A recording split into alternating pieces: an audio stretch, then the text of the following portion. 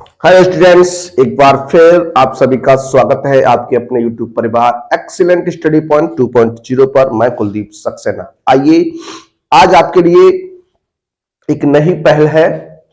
आपके लिए यहां पर हम जो आपके 20 नंबर के क्वेश्चंस आते हैं, OMR बेस्ड क्वेश्चंस आते हैं, ऑब्जेक्टिव क्वेश्चन आते हैं 20, उन 20 क्वेश्चंस पर बात करने वाले हैं।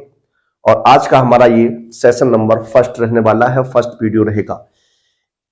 OMR बेस्ड क्वेश्चन की हम आपके सामने 5 वीडियो लेकर आने वाले हैं, यानी 100 क्वेश्चंस आपको कराने वाले हैं।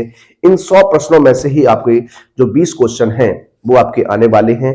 और आप देखिएगा किस तरीके से प्रश्न आपके लिए बनाए हैं, किस तरीके से क्वेश्चन आपके लिए लेकर आया हूं। आप लोग बने रहिएगा हमारे साथ, वीडियो के अंत तक देखिएगा और अपने मित्रों को भी हमारे साथ जोड़ लीजिएगा। एक बार सभी विद्यार्थी वीडियो को शेयर कर देंगे अपने स्टैंडर्ड पर, और जो विद्यार्थी चैनल पर फर्स्ट टाइम विजिट कर रहे हैं एक बार प्लीज चैनल को सब्सक्राइब कर लीजिए, बेल आइकन को ऑल पर प्रेस कर लीजिए, जिससे आने वाली वीडियो का नोटिफिकेशन आपको सबसे पहले मिल सके। तो आइए देर न करते हुए शुरू करेंगे आज के सेशन को। आज का सेशन रहेगा इंपोर्टेंट सेशन रहने वाला है। आइए क्वेश्चन की ओर चलते हैं और क्वेश्चन पर बात करते हैं। देखिए क्वेश्चन जो है वो आपको साइड में देखने को मिल जाएगा और उसका सॉल्व हम लोग इस तरफ देखने वाले हैं। आप लोग क्वेश्चन को हमारे साथ साथ सॉल्व भी कर सकते हैं, हल भी कर सकते हैं, ठीक है।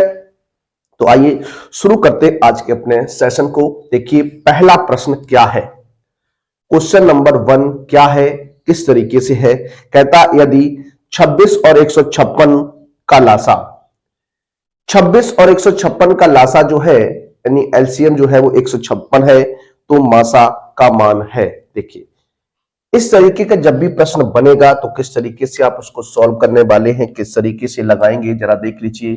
2 नंबर आपके सामने है, क्या 2 नंबर हैं, यानी हम कह सकते हैं कि एलसीएम जो दिया गया है, एलसीएम जो दिया गया है 26 और 156, 26 और 156 का जो एलसीएम दिया गया है प्यारे बच्चों, वो 156 ही दिया गया है। कितना दिया गया है? 156 ही दिया गया है। अगर एलसीएम 156 दिया गया है तो आपसे प्रश्न में कहा कि इसका एचसीएफ क्या होगा। क्या एचसीएफ आपको बताना है, क्या बताना है? एचसीएफ बताना है, हाईएस्ट कॉमन फैक्टर आपको बताना है। तो देखिए अगर बात करते एचसीएफ की तो आप ध्यान दीजिएगा, एचसीएफ निकालने के लिए अगर आप जानते हैं यहां पर फर्स्ट नंबर हो जाएगा इनटू सेकंड नंबर हो जाएगा बटे में एलसीएम हो जाएगा, ठीक है। ये कंडीशन होती है, इस तरीके से आप इसको देख सकते हैं, सॉल्व कर सकते हैं। देखिए अगर यहां बात करते हैं फर्स्ट नंबर तो 26 हो जाएगा, सेकंड नंबर 156 हो जाएगा, और एलसीएम की बात अगर करेंगे तो 156 ही रहने वाला है। 156 से 156 कैंसिल हो जाएगा तो आंसर क्या बनने वाला है? 26 जो होगा वो हमारा क्या हो जाएगा? एचसीएफ हो जाएगा। क्या हो जाएगा? एचसीएफ हो जाएगा। तो जो फर्स्ट क्वेश्चन है इसका जो आंसर रहने वाला है प्यारे बच्चों वो 26 होगा। किस ऑप्शन में रहेगा आपका? ये ऑप्शन नंबर बी जो होगा वो राइट आंसर होगा। क्या? ऑप्शन नंबर बी जो होगा वो प्यारे बच्चों राइट आंसर रहने वाला है। क्या रहने वाला है? राइट आंसर रहने वाला है। अगला प्रश्न लेंगे क्वेश्चन नंबर 2। क्या? क्वेश्चन नंबर 2 कहता है निम्नलिखित में निम्न में अपरमेय संख्या है। देखिए अगर बात करें चारों ऑप्शन को यहां पर लिखेंगे हम, यहां पर देखिए 4 ऑप्शन है इसमें। देखिए क्या है, कहता है रूट 125 सॉरी रूट 25 है। दूसरा पॉइंट रहेगा आपका 5 माइनस रूट 3। थर्ड पॉइंट क्या है आपका? ए एंड बी दोनों, ए एंड बी। और तीसरा जो पॉइंट है none of these, none of these, ठीक है। अब उसने ये कहा कि ये बताइए कि इनमें से कौन सी एक अपरमेय संख्या है। क्या? इनमें से कौन सी एक अपरमेय संख्या है प्यारे बच्चों? तो अपरमेय संख्या के कॉन्सेप्ट की अगर बात करते हैं, जिन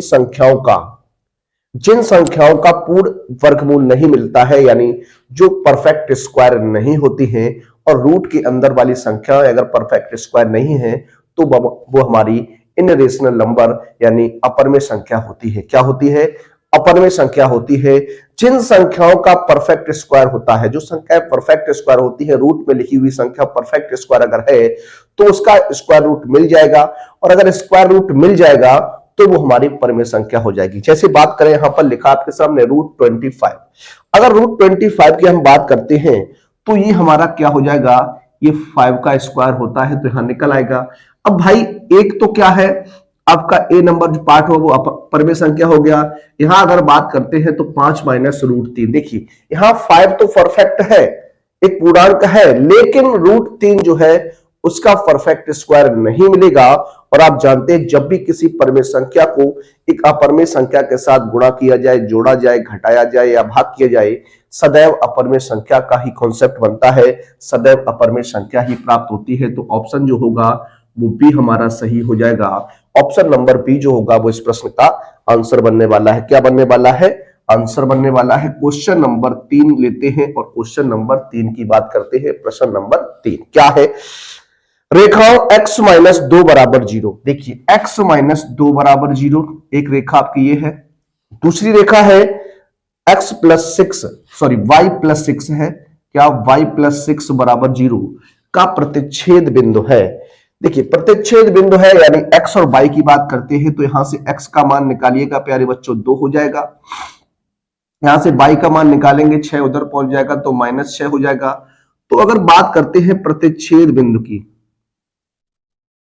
प्रतिच्छेद बिंदु ये आपका क्या हो जाएगा, ये आपका हो जाएगा क्या 2, -6 हो जाएगा। क्या हो जाएगा 2, -6 हो जाएगा। किस ऑप्शन में रहेगा, ऑप्शन नंबर डी इस प्रश्न का क्या हो जाएगा, आंसर होने वाला है। ऑप्शन नंबर डी जो होगा वो इस प्रश्न का क्या हो जाएगा, आंसर हो जाएगा। तो इसी टाइप के क्वेश्चंस आपके एग्जाम में आते हैं, इसी टाइप से क्वेश्चंस जो है वो आपके एग्जाम में पूछे जाते हैं, तो इनको आपको ध्यान रखना है किस तरीके से हम लोग बात करेंगे। आइए आगे देखते हैं।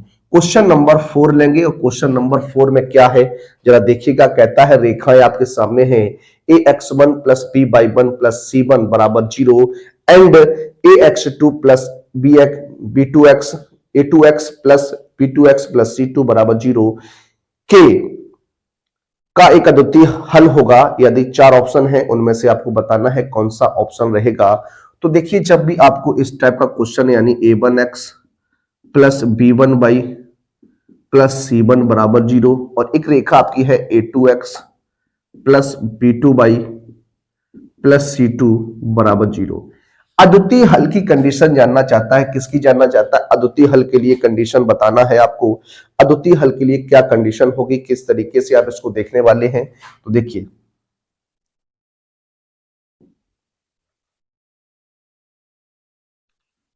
अद्वितीय हल के लिए, देखिए अद्वितीय हल में क्या होता है, अद्वितीय हल में आपका जो कॉन्सेप्ट है वो a1/a2 is not as equal to b1/b2 होना चाहिए।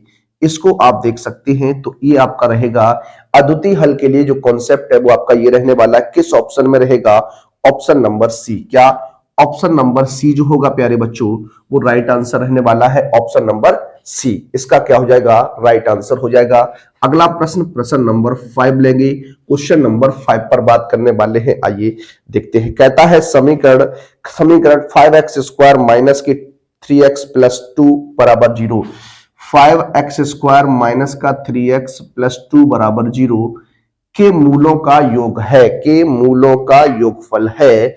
तो देखिए बहुत ही सिंपल सा कॉन्सेप्ट रहेगा। आप जानते हैं मूलों का योगफल जब भी आपको निकालना हो, मूलों का योगफल, मूलों के योगफल की अगर बात करते हैं तो माइनस एक्स का गुणांक, क्या माइनस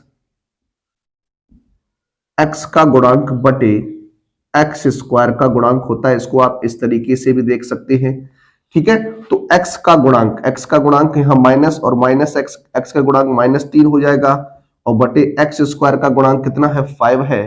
तो आंसर क्या हो जाएगा 3/5 हो जाएगा। कितना हो जाएगा 3/5 हो जाएगा। किस ऑप्शन में रहेगा 3/5 जो रहेगा वो ऑप्शन नंबर ए में रहेगा।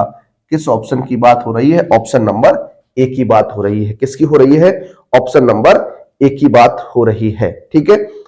अगला जो प्रश्न है हमारा वो प्रश्न क्या है, आइए बात कर लेते हैं। कहता है यदि शांत जल में नाव की चाल, देखिए क्वेश्चन जो रहेगा 6, क्वेश्चन नंबर 6 रहेगा। शांत जल है, क्या शांत जल में नाव की चाल, ये आपको दी गई है, गिवन दैट है शांत जल में जो नाव की चाल है वो 8 किलोमीटर प्रति घंटा है। ठीक है, 8 किलोमीटर प्रति घंटा है शांत जल में नाव की चाल, तथा धारा की चाल भी आपको दी गई यहां से, क्या धारा की चाल भी आपको मालूम है, ये आपको दी गई है 3 किलोमीटर प्रति घंटा। ये आपको दी गई है, गिवन दैट है 3 किलोमीटर प्रति घंटा। तो आपसे कहा धारा के विपरीत नाव की चाल होगी। देखिए, अगर बात करते हैं धारा के विपरीत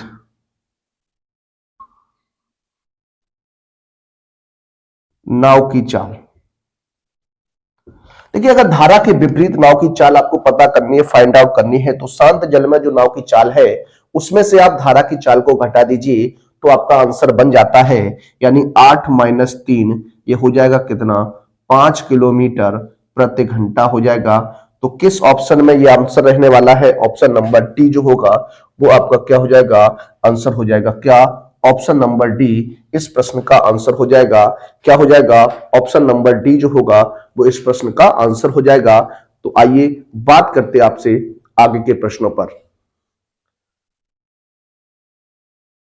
देखिए, बात करेंगे आपसे अगले प्रश्न नंबर 7 पर। क्वेश्चन नंबर 7 लेंगे। देखिए क्या है क्वेश्चन नंबर 7, आप इसको पढ़ सकते हैं। क्वेश्चन नंबर 7 है, कहता है यदि 20, x और 30 का समांतर श्रेणी में है तो x का मान होगा। 3 नंबर है आपके, क्या, 20, x, 30, are in AP. Are in AP मतलब समांतर श्रेणी में है। अगर ये समांतर श्रेणी में है प्यारे बच्चों, तो आप जानते हैं बीच वाली संख्या का दोगुना, बीच वाली संख्या का दोगुना और पहली वाली और तीसरी वाली के योग के बराबर होता है। क्या होता है, क्वेश्चन की बात करते हैं यहां पर। अगर हम यहां से कॉन्सेप्ट की बात करें, जैसे मान लीजिए 3 नंबर है आपके, ये तीनों नंबर जो है वो आर एन एपी में है, समांतर श्रेणी में अगर है तो आप कह सकते हैं क्या, 2b बराबर होता है a प्लस सी। अगर आप इसको याद रखते हैं तो क्वेश्चन जो है बहुत आसान हो जाएगा। अब अगर बात करते हैं b, ये आपका a हो जाएगा, ये आपका b हो जाएगा, ये आपका c हो जाएगा। तो यहां रख दीजिए, तो 2 मल्टीप्लाई बाई एक्स हो जाएगा, a का मान 20 प्लस 30 हो जाएगा। यहां से 2x इक्वल टू कितना हो गया, 50 हो गया। x की वैल्यू चाहिए तो x की वैल्यू 50/2, इसको सॉल्व कर दीजिए तो x बराबर कितना हो जाएगा, 25 हो जाएगा। कितना हो जाएगा, 25 हो जाएगा। कितना हो जाएगा, 25 हो जाएगा। ऑप्शन नंबर डी जो होगा प्यारे बच्चों इसका आंसर रहने वाला है, ऑप्शन नंबर डी। क्या, ऑप्शन नंबर डी। अगला प्रश्न नंबर 8। क्वेश्चन नंबर 8 की बात करेंगे। क्वेश्चन नंबर 8 क्या है, कहता है यदि घटना ई की प्रायिकता पीई है तो। देखिए 4 ऑप्शन यहां पर मैं आपके सामने लिखने वाला हूं, चारों ऑप्शन पर डिस्कस करेंगे, उसके बाद इस क्वेश्चन का आंसर क्या होगा उस पर बात करेंगे। पहला जो ऑप्शन है वो आपका है प्रोबेबिलिटी ऑफ ई। जो प्रोबेबिलिटी है वो हमारी ग्रेटर देन इक्वल टू क्या है, 1 है। दूसरी कंडीशन में है जो प्रोबेबिलिटी है वो 0 से हमारी क्या है, बड़ी है, और 1 से क्या है, छोटी है। क्या है, 1 से छोटी है। और तीसरी कंडीशन में probability of E is greater than equal to 0 है। क्या, is greater than equal to 0 है। और अगला जो ऑप्शन है नन ऑफ दीज है। ठीक है, देखिए अगर बात करते हैं किसी घटना के घटित होने की प्रायिकता की, किसी घटना के घटित होने की प्रायिकता क्या हो सकती है, कहां से कहां तक हो सकती है, उसकी रेंज क्या है, इस पर हमें बात करनी है। देखिए अगर बात करते हैं सभी प्रायिकता, जैसे मान लीजिए किसी घटना में, किसी समस्या में आपके पास 3 से 4 घटनाएं हैं, मान लीजिए कितनी भी घटनाएं हैं, तो उन सभी घटनाओं का योग जो है वो आपका 1 हो सकता है। क्या, उन सभी घटनाओं का योग क्या हो सकता है, 1 हो सकता है। और इसी कंडीशन के साथ अगर हम बात करते हैं तो जो हमारी प्रोबेबिलिटी होती है किसी भी घटना के लिए, वो हमेशा सदैव की कंडीशन में ऑलवेज अगर बात करें तो 0 से बड़ी और बराबर, 0 से बड़ी और बराबर तथा 1 से छोटी और 1 के बराबर हो सकती है। इसके अलावा कोई दूसरी संख्या नहीं बन सकती है। तो ये क्वेश्चन, ये फैक्ट जो है वो आपको याद होना चाहिए, क्योंकि प्रश्न में ये 2 से 3 बार पूछा जा चुका है। ये फैक्ट आपको याद होना चाहिए। किसी भी प्रायिकता यानी किसी भी घटना के घटने की प्रायिकता कहां से कहां तक लाई करती है, कहां से कहां तक होती है, तो 0 से बड़ी और बराबर तथा जीरो से बड़ी तथा बराबर और जीरो के बराबर और एक से बराबर और एक से छोटी होती है। तो यहां देखिए पहला ऑप्शन कहता है कि एक से बड़ी होती है, ये तो नहीं हो सकता। यार तीसरा ऑप्शन कहता है जीरो से बड़ी होती है, जीरो से बड़ी तो होगी लेकिन एक से छोटी भी होगी, जीरो से बड़ी में तो इनफाइनाइट नंबर भी आते हैं। तो ऑप्शन जो रहेगा वो ऑप्शन नंबर आपका बी रहने वाला है। क्या? ऑप्शन नंबर बी जो होगा वो हमारा राइट आंसर बनने वाला है। क्या? Option number B. अगला प्रश्न, प्रश्न नंबर 9 की बात करेंगे। क्वेश्चन नंबर 9 क्या है? दो बिंदु है आपके सामने 2,3 और एक बिंदु जो दिया गया है वो आपका दिया गया है कितना? 4,1। इनके बीच की दूरी जो है वो हमें फाइंड आउट करनी है। इनके बीच की दूरी क्या होगी आइए देखते हैं। यहां से x1 की बात करेंगे तो 2 हो जाएगा, x2 की बात करेंगे तो 4 हो जाएगा, y1 की बात करेंगे तो 3 हो जाएगा और y2 की बात करेंगे तो 1 हो जाएगा।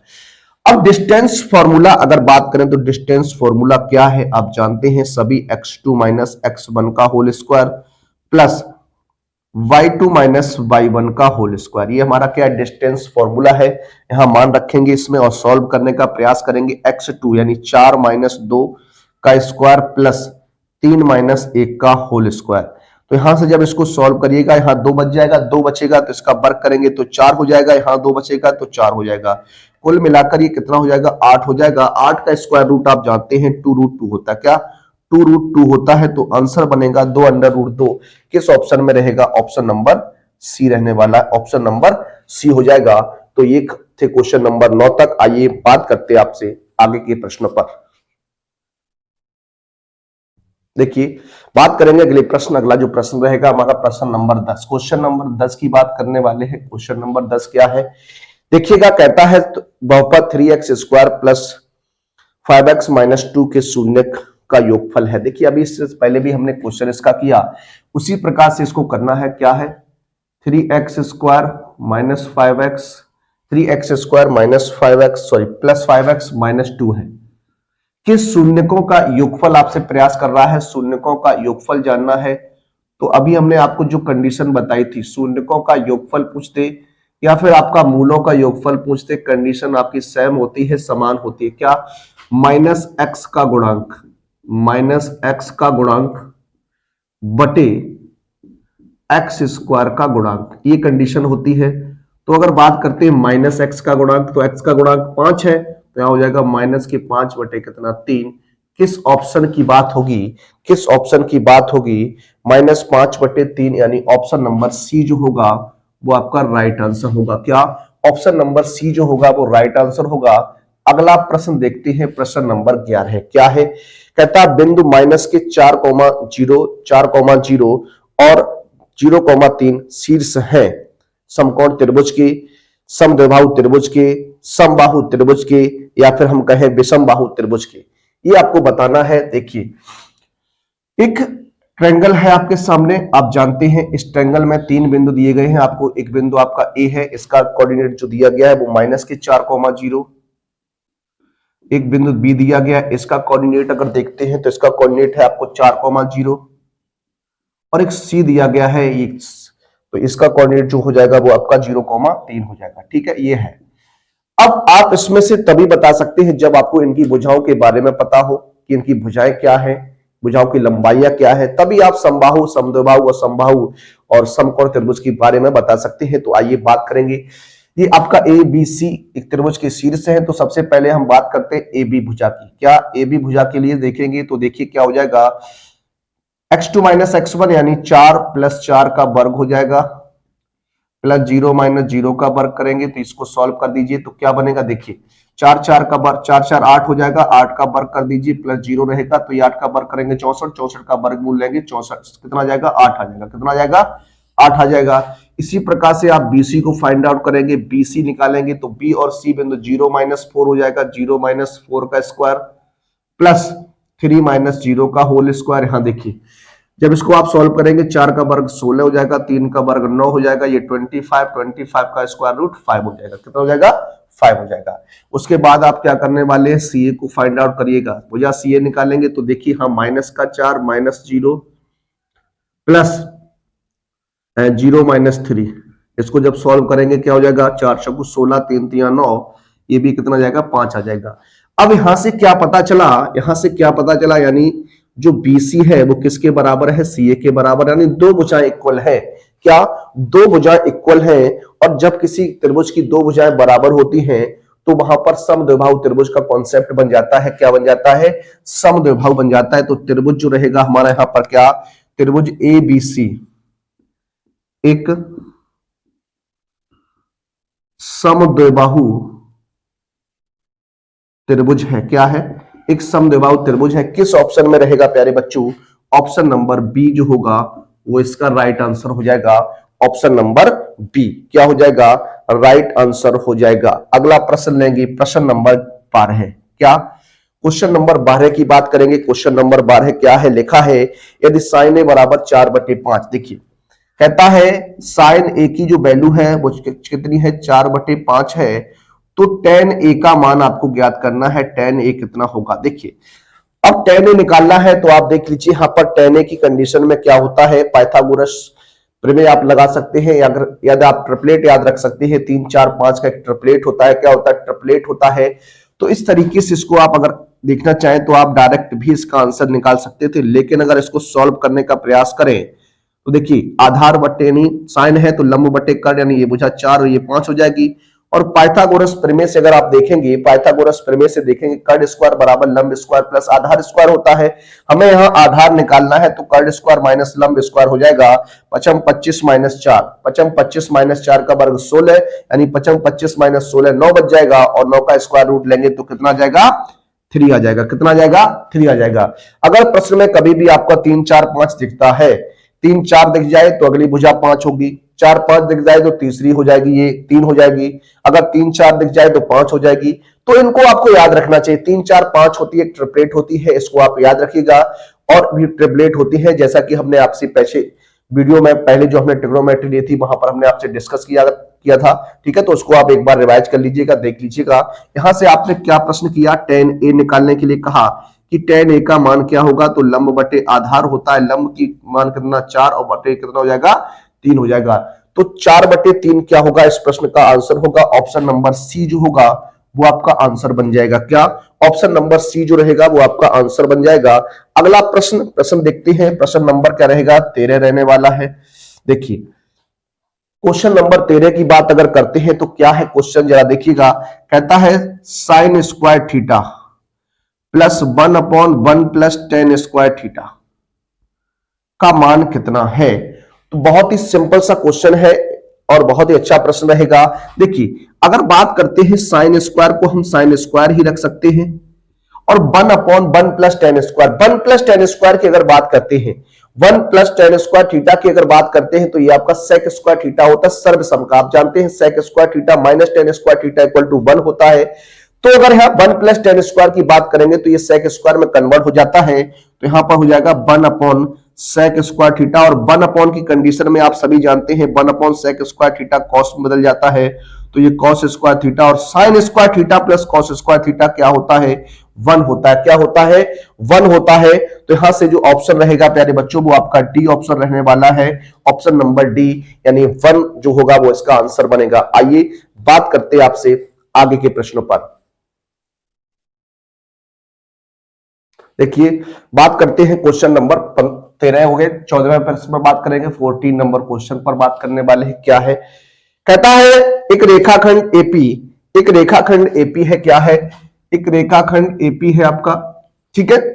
एक रेखाखंड एपी सॉरी एक रेखाखंड एबी एक बिंदु पी पर इस प्रकार विभाजित किया जाता है कि पीबी बटे एबी बराबर 3/7। देखिए ये कोई रेखाखंड है आपका एबी, यहां पर इस पर कोई बिंदु पी है। क्या है, कोई बिंदु पी है, और इस प्रकार है कैसे कि पीबी बटे एबी बराबर जो है वो क्या है, 3/7 है। 3/7 है। तो हमसे कहा कि एपी और पीबी का अनुपात बताइए। देखिए बहुत सिंपल सी बात करें अगर, तो ये मान लीजिए एबी जो है वो आपका पूरा का पूरा कितना है, 7 है। कितना है, 7 है। और पीबी की बात करते हैं तो ये आपका कितना है, 3 है। कितना है, 3 है। तो अगर हम एबी की बात करें कि एपी कितना है, तो 7 में से 3 घटाएंगे तो कितना बच जाएगा, 4 बच जाएगा। कितना बच जाएगा, 4 बच जाएगा। और इस कंडीशन में अगर एपी अनुपात पीबी की बात करेंगे, एपी अनुपात पीबी की जब आप बात करेंगे, एपी और पीबी को देखेंगे तो ये कितना हो जाएगा, एपी का मान 4/3 हो जाएगा, यानी एपी रेशियो पीबी बराबर कितना हो जाएगा, 4/3 हो जाएगा। इस तरीके से इसको आप फाइंड आउट कर सकते थे, लगा सकते थे। तो किस ऑप्शन में रहेगा, ऑप्शन नंबर डी इस प्रश्न का आंसर बनेगा। क्या, ऑप्शन नंबर डी इस प्रश्न का क्या बनेगा, आंसर बनेगा। अगला प्रश्न, प्रश्न नंबर 15 क्या है, जरा देखिएगा। क्वेश्चन नंबर 15 कहता है एक वृत्त की परिधि 22 सेंटीमीटर है। एक वृत्त है, वृत्त की परिधि, जो वृत्त है उसकी वृत्त की जो परिधि दी गई है वो 22 सेंटीमीटर है। कितनी है, 22 सेंटीमीटर है। और वृत्त की परिधि अगर है तो आप जानते हैं 2 पाई आर बराबर कितना हो जाएगा, 22 सेंटीमीटर हो जाएगा। यहां से 2 गुणा 22/7 मान रख दीजिए तो आर का मान हमें पता चलेगा यहां से 22 सेंटीमीटर। देखिए ये 22 यानी आर का मान निकालिएगा तो 22 गुणा 7/2 गुणा 22, 22 से 22 कैंसिल, आर का मान 7/2 सेंटीमीटर आ जाएगा। यहां तक आप देख चुके हैं। तो आपसे आगे प्रश्न में कहा चतुर्थांश का क्षेत्रफल बताइए। तो आप जानते हैं चतुर्थांश का निकालना है क्षेत्रफल। क्या, चतुर्थांश का क्षेत्रफल फाइंड आउट करना है तो 1/4 पाई आर स्क्वायर होता है। 1/4 पाई का मान 22/7, आर का मान 7/2 गुणा 7/2 हो जाएगा। तो यहां से अगर 7 से 7 कैंसिल करें तो ये 11 बार में कैंसिल हो जाएगा।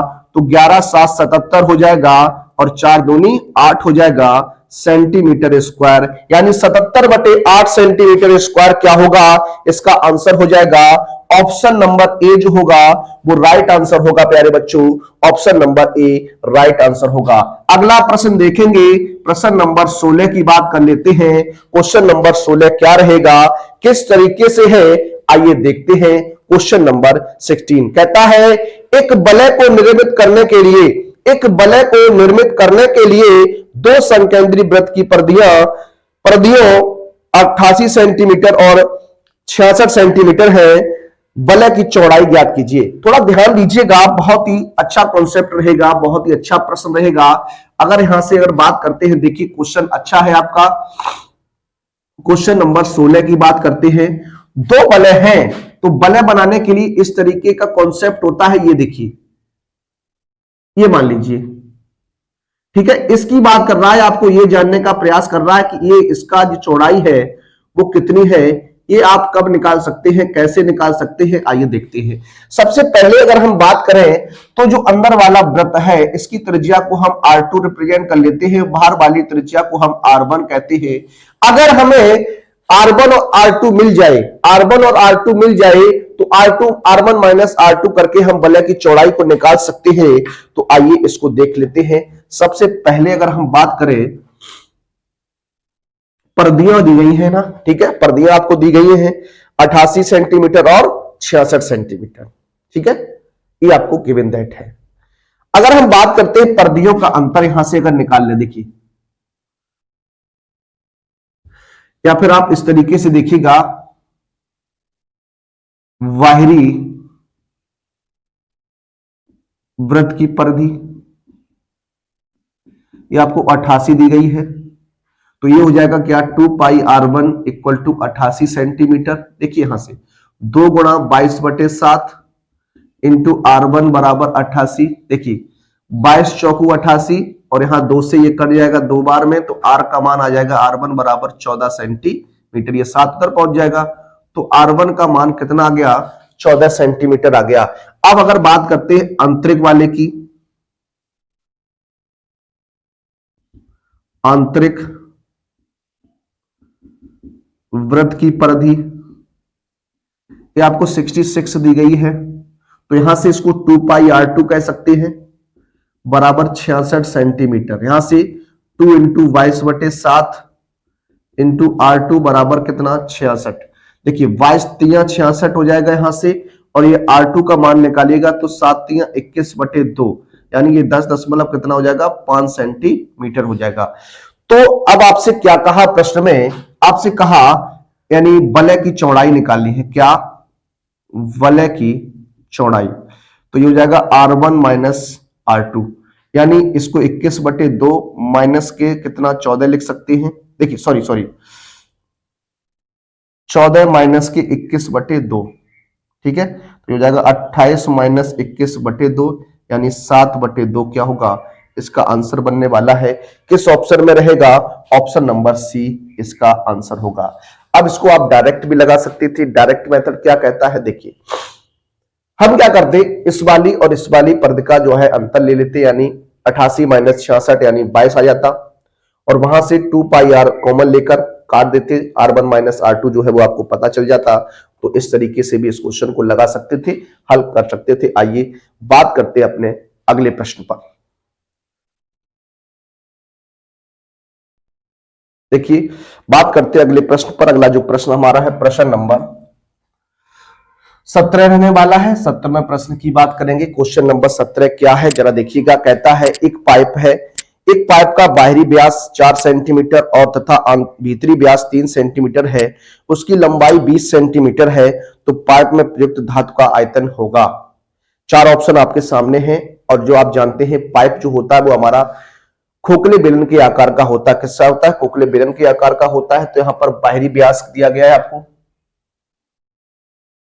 बाहरी व्यास ये 4 सेंटीमीटर है। अगर हम त्रिज्या की बात करते हैं तो R1 त्रिज्या जो हो जाएगी वो 4/2, यानी कितनी हो जाएगी, 2 सेंटीमीटर हो जाएगी। ऐसे ही हम अगर बात करते हैं आंतरिक त्रिज्या की, आंतरिक त्रिज्या जिसको हम R2 कह सकते हैं, ये आपका कितना हो जाएगा, 3 सेंटीमीटर व्यास है तो 3/2 हो जाएगा। कितना? 3/2 या 1.5 सेंटीमीटर लिख सकते हैं, ठीक है। इसको इस तरीके से भी आप देख सकते हैं। और ऊंचाई, लंबाई यानी ऊंचाई होती है तो कितनी दी गई है, 20 सेंटीमीटर दी गई है। देखिए पाइप का आयतन, क्या? पाइप का आयतन, पाइप जो होता है वो खोखला होता है। खोखले बेलन का आयतन क्या होता है, पाई R1 square minus R2 square into H होता है, ठीक है। सही है सर। पाई की जगह पाई रखिएगा। R1 का मान कितना, 2 की घात 2 हो जाए, माइनस का 1.5 की पावर 2 और इंटू में क्या 20 हो जाएगा। ये आपका रहेगा। इसको आप चाहे तो सॉल्व भी कर सकते हैं, क्योंकि आंसर जो है वो आपके इसी टाइप में दिए गए हैं। तो कौन सा ऑप्शन रहेगा, ऑप्शन नंबर बी जो होगा वो आपका राइट आंसर रहने वाला है, ऑप्शन नंबर बी, ठीक है। आइए क्वेश्चन नंबर 18 की बात करेंगे। क्वेश्चन नंबर 18 क्या है, कहता है बेलन का आयतन होता है। बहुत ही सिंपल सा क्वेश्चन पूछ दिया आपसे, क्या बेलन का आयतन होता है। तो बेलन का आयतन आप सभी जानते हैं, जो बेलन का आयतन होता है वो प्यारे बच्चों पाई आर स्क्वायर एच होता है। क्या होता है, पाई आर स्क्वायर एच होता है। किस ऑप्शन में है, तो पहला ऑप्शन ही आपका रहेगा, ऑप्शन नंबर ए रहने वाला है। क्या रहने वाला है, ए रहने वाला है। क्वेश्चन नंबर 19 क्या, क्वेश्चन नंबर 19 क्या है, आंकड़ों 2, 8, 4, 6, 5 की माध्यिका है। देखिए जब भी माध्यिका से संबंधित क्वेश्चन आएगा तो जो भी आंकड़े आपको दिए जाएंगे उन्हें सबसे पहले आपको आरोही या अवरोही, असेंडिंग ऑर्डर या डिसेंडिंग ऑर्डर में लिखना होगा। असेंडिंग ऑर्डर या डिसेंडिंग ऑर्डर में उन्हें लिखेंगे आप, तो पहले इनको हम आरोही क्रम में लिखते हैं, तो 2, 4, 5, 6, 8 हो जाएगा। क्या 2, 4, 5, 6, 8 हो जाएगा। 5 नंबर है, कितने नंबर है, 5 नंबर हैं। तो यहां पर पद की बात करते हैं तो पद कितने हैं, 5 हैं, यानी विषम पद हैं। देखिए इसका आंसर आप डायरेक्ट भी बता सकते हैं प्यारे बच्चों। कैसी? डायरेक्ट का मेथड क्या है, आप सबसे पहले पदों को असेंडिंग या डिसेंडिंग ऑर्डर में लिखिएगा, फिर उनमें पद गिनिएगा। अगर पद आपके सम आते हैं या विषम आते हैं, विषम के कॉन्सेप्ट में क्या करना है आपको, बीच वाला पद लेना है। क्या? जो बीच वाला हमारा पद होगा वही हमारा क्या होता है, माध्यिका होता है। क्या होता है, माध्यिका होती है। तो यानी इसकी माध्यिका क्या रहेगी, 5 रहने वाली है। कितनी हो जाएगी, 5 हो जाएगी, ऑप्शन नंबर सी।